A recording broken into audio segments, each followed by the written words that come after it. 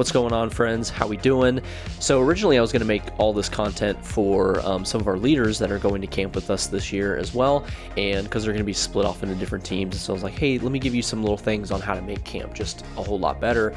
And it dawned on me this morning of like, oh wait, maybe I could just take this content and put it into a video and upload it and share with other people. So that's what this video is kind of just what I would be giving to my leaders anyways. And I think I'm uploading this in time because this is a really last minute, just kind of thought about it today to do this one because I think some youth groups have already gone to camp, but I'm not entirely sure because I follow other youth groups on Instagram and it seems like some of them have already gone to camp, but I thought most of them are like late June into July. So I hope this is coming out in time. If not, I guess save it for next year. And then one other thing is just yesterday my sinuses decided to clog up, so I'm going to try to not sniff and stuff for this video, so because I find that annoying too. So here's just a bunch of little things that I think can make camp just that much better and much of a more incredible experience for you as the leader of the team and also for your students. And so here's just a random list of a lot of little things that I've found that work really well. So this is a lot of assuming that at your camp that you're going to, typically it's you have like 300 kids, maybe 1,000 kids, something like that at this camp, and then you break off into teams. And so you have like your red team, your blue team, your orange team, your pink team, whatever it is. Pink team is the best team. Just going to put that out there. Pink team is the best team. And you break off into your teams, and from there you do your games throughout the day. You have like a service in the morning, games during the day in a field, stuff like that. And then you have a service in the evening. That's the camp I grew up going to, and that's the camp that we're going to. So that kind of general structure. So if your camp is nothing like that at all, then this may or may not be useful at all for you. But if that's roughly the structure, then I would venture to say most of these things will apply to you. Almost every camp I've been to employs some variation of what I call spirit points. So you have your competitions and you win your games, and so you get points for that. But then there's the points for like being a good spirit and cheering people on and doing Christ-like things. Generally, it's some variation of a spirit point. So a lot of the things that I do to end up winning at camp, usually my teams don't win athletics, but we do win very often on spirit points, and that's what we're really good at. So here's how you maximize spirit points, and this is especially useful if you know for a fact your team is not going to win athletically. This is how you maximize on spirit points. So here's kind of something that's really simple and teeny tiny, but it makes a massive difference, is find a way to get your students to listen in on the games as you get to a game. So likely you're going to have some day where it's like, okay, you're going to go to a station, and you're going to play a game, but first a rec staff or some games team, whatever member people, like an umpire or something like that, a referee, they're going to be explaining the rules of the game. Find some little way to get your students there quickly and then to listen in on the rec staff quickly, so that way they can start explaining the game, and then you have more time to play the game. Because if you take those few extra little seconds to get them there and get them engaged really quickly, then it makes the game start faster. So kids want the game to start faster. The rec staff has an easier time, and it's just an all-around win-win. So what I do is at the very beginning, I kind of assemble some of our team, and I let them know like, hey, when we get to the game, I'm gonna yell. So I'm on orange team this year, which is slightly disappointing because I specifically requested pink team and they didn't give me pink team. So we're orange team. So my plan is just to use like the Avengers thing of like orange assemble. And so when I say that, that means, okay, we're going to come around the rec team, whatever the game is, we're going to take a knee and we're going to listen in, and we're going to use our ears to listen in on things. It sounds really childish and really dumb, but for some reason kids love stuff like that. It's just an all around team effort and thing that we do. Is orange assemble means we wrap around, we take a knee, and we do that. And you kind of tell your kids beforehand, like, hey, this is what we're going to do when we get to games. And then when you have a few select key kids that do it, and then you build it over the week, and then eventually everybody kind of gets positively peer pressured into doing that particular action. And then the rec staff love it, because then they don't have to sit there and wait for kids like they're explaining mid-game. And it's like, okay, all right, they're not listening. And they ask, are you listening? And then they're like, okay, this team, like, oh my gosh, green team, why are you doing this? It make sure that everybody is all on the same page, that we are there, we're attentive, we're listening, and we're engaged in it. But it takes a little bit of preemptive work of talking to your kids beforehand to like, hey, this is what we're going to do, and this is how we're going to behave. And you explain them a little bit of like, when we do this, we get to the game quicker, we have more time to play, it's more fun, that sort of thing. And then when you're in the games, what's also really helpful is assuming you're like a team leader and you're going to get to a game where it's like, hey, we need 5 guys and we need 5 girls. And then the next round, we're going to do all guys. The next round's all girls. And they variate the games a lot. The thing I found is just to be decisive about who you're going to include in the game. Just be decisive and be inclusive. Think about who hasn't played, who wants to play, who can you kind of spur on to play. Think about those things while the game is going on, and just be decisive about it. Don't sit there like, oh, well, maybe we should put in, like, don't try to formulate the best possible plan, because likely you're not going to get the best possible plan, and it really doesn't matter that much. So just be decisive.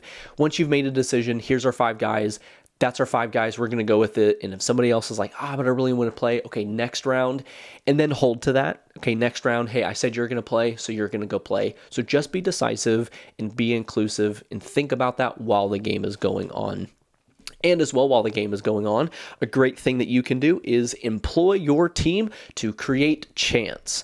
Little things of like whatever sort of spirit things, get them chanting a lot. The more your team chants and cheers and does little things like that, the more fun it is for the kids, the more fun it is for the teams, the more fun it is for the rec staff. And if you have a good rec staff, they will pick up on that and they will give you spirit points, and then it'll continue to lead into you winning on the spirit point journey in your week of camp. So be good about chants. Think about chants beforehand, assuming you know your team color and like your mascot and things like that. So think about those before you get to camp. Right now, we're a few weeks out from camp, so I'm thinking through, okay, we're orange team. I don't know what our mascot is. I don't know if we create one or not. I'm not sure yet. But I'm thinking through, okay, what kind of chants are we going to do, and how can we implement these, and how can we make them fun? And so you just think of chants and stuff like that. And then as well is throughout the game, try to find little ways that you can help the rec staff make their job easier. That goes a long way just as a culture thing for the whole camp and for your team and for the game that's going on. So find little ways to ask the rec staff, hey, can we help you with anything? Can we set things up for you? And then after the game, hey, can we clean up? Is there some things we can rearrange? And be the first ones to do that. And I think out of all of these things, the big key is that you lead in this stuff by you doing it first and asking a few students to come alongside you in doing the particular action. So let's say you get done with a game and there's just a lot of pieces and parts and like dodgeballs and items and things that are involved in this game. Then you take the initiative to find a way to help the rec staff out with cleaning up and resetting for the next, wave of people that are going to come through. But you say, hey, you 4 boys that are next to me and you other girl that's right here, let's go help the rec staff real quick, clean up, let's go see what we can do. And so you employ a few other students that are close to you, or if you have some in mind that you particularly want to do, make sure they're close, but you use students that are around you and you bring them in and you show them the way, and then they pick up on that stuff. And then by the end of the week, more or less your whole team is kind of doing it, and you still lead the way, but it's a lot less friction to get the students to do stuff like that. Then cheer on low performing teams. There's always one team at most games where they're just struggle bussing hard and they just cannot seem to finish the thing. They're just clearly struggling, clearly lacking on. You be the first one to start cheering for them. So let's say you finished 3rd place, and so you're like, cool, but there's one team, blue team, they're just not doing good. They're really struggling. Find their cheers, cheer them on, go around them, support them, do things like that to make sure that they know that they're loved, that they're cared for, that people are rooting for them. And it's little things like that that go really far with spirit points. And again, if you have a good rec staff, they pick up on that stuff. Not when it's just like you pop up to blue team and you just cheer for them once and leave, but like a real let's get around them, support them, cheer them on, that sort of thing. Rec staff, if it's good, they will pick up on that stuff and they will give you points for that. Also, cleaning up after meals. So this is again a thing where you employ the students that are around you and you ask them to, you lead the way in it, but you ask them to follow you in it. So you have like the 3 girls and 2 guys that are around you after you eat lunch or whatever meal, like, hey, let's go around, let's ask people for their trash and let's take their trash for them and take it away. And so you lead the way in that, and you do that sort of thing, but then you employ the students around you to help you and to follow you in that. And then eventually as the week goes on, they pick up on that stuff and they learn just the value of it and that sort of stuff. And then it just kind of follows in place, I think usually pretty well. And then one of the things I really do love about camp is that most of them have some variation of a clean dorm and dirty dorm, or bunk, clean bunk, dirty bunk.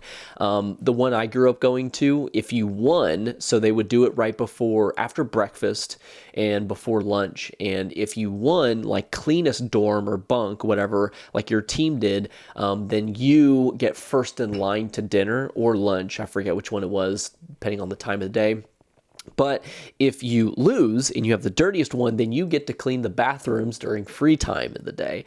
So I thought that was a really great and clever thing, because it really incentivizes the kids to really clean their bunks or dorms, whatever kind of sleeping arrangement space you guys are in, but implementing something like that. And so going above and beyond and really emphasizing to your kids that, like, we're going to really make sure everything's clean. And then you as a leader, you go through and make sure, like the bed's straight and, there's no wrinkles and things are nice and tidy and stuff like that. And if you're not good with that stuff, get somebody on your team that is really good. You enforce it, but help them, but they can help you. The student or whoever can help you figure out what is good and all the little details and stuff like that.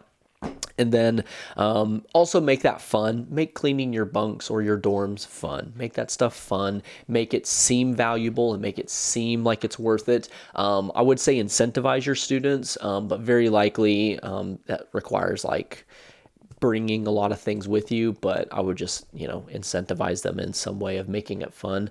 And then the last thing is, and this is totally dependent upon the camp itself, is I would say wait until the end of camp and just do a fun, harmless prank.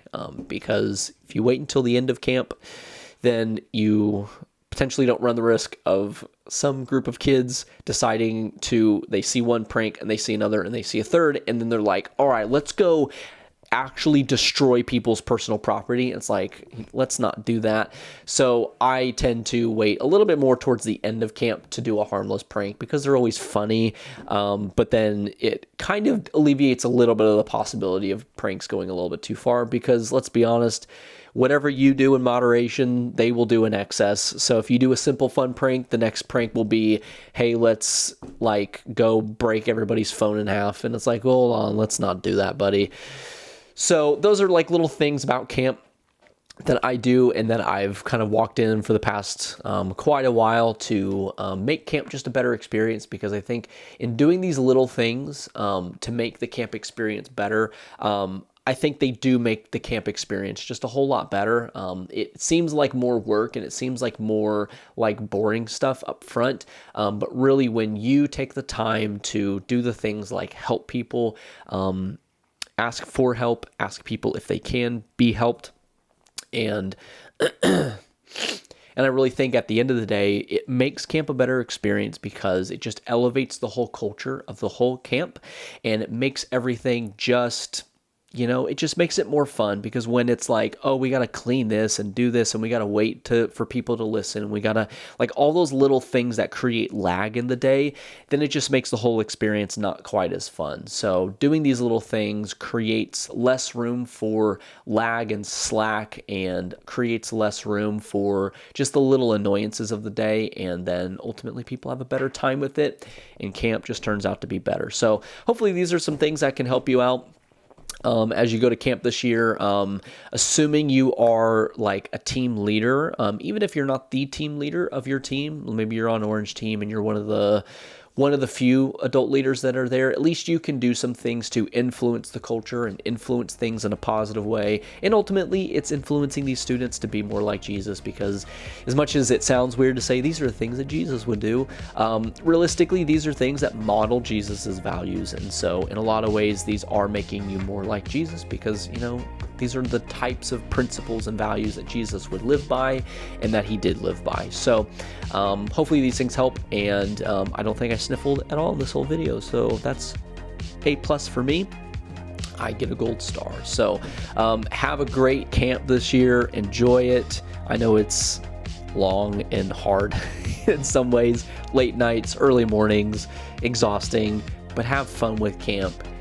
Probably some of the most memorable moments you'll have with God will very likely happen at camp. And I know for myself, being a student at camp, some of the most memorable moments I had with God happened at a camp. So have a great camp season this year. And I don't know how else to end this, so just have a great camp experience. And I'm going to go drink my coffee because it's cold now. So peace.